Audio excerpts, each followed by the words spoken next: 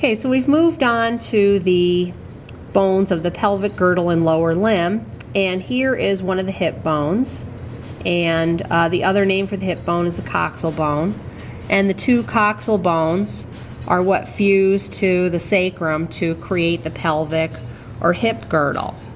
Okay, so remember that the hip bone is actually formed by the fusion of three different bones. Okay, so this section of the hip is the ilium. This section, which is the part that we sit on, is the ischium. And this section, which is what fuses with the opposite side, I'm going to grab the other one here quickly. This is what would fuse with the hip from the opposite side at the midline to make the pubic symphysis and make our anterior attachment. This is the pubis section of the bone right here. Okay, so the pubic symphysis would be right in this location. Okay, so we'll start with the landmarks of the ilium. Okay, here on the medial surface we have the auricular surface. Okay, and this is the area where the hip fuses to the sacrum so that we have that nice stable relationship between the pelvic girdle and the axial skeleton. Okay, we have this ridge on the fan of the ilium, which is the iliac crest.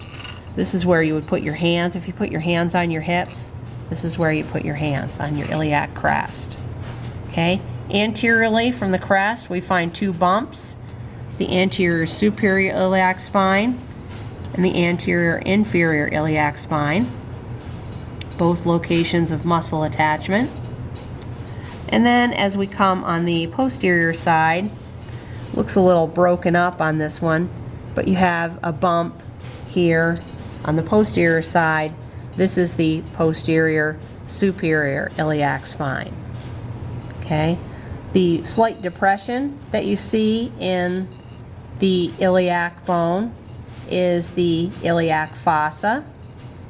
Okay, and as we come past the auricular surface and the posterior superior iliac spine, we come to this big indentation, which is the greater sciatic notch, named for the sciatic nerve which passes through that area.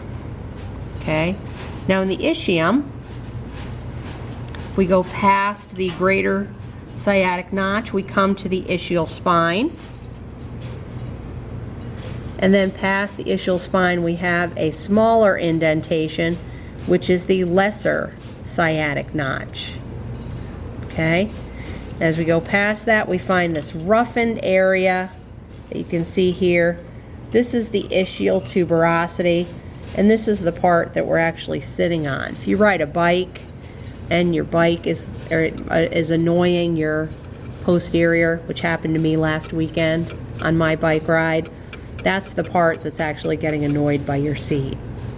Okay, as I said, the pubis, the only landmark associated with that is the pubic symphysis, but you're only really going to see the pubic symphysis if you have an articulated pelvis. That would be the pad that would be between the two hip bones anteriorly. Okay, if we look here between the pubis and the ischium, we have the obturator foramen. And if we look here on the lateral aspect of our hip, we have this big cup-like depression. That is the acetabulum. Okay, and this acetabulum needs to be lateral so that the femur can fit into it. This part of the pubis has to be anterior so it can meet at the pubic symphysis. So this would have to be a left hip bone.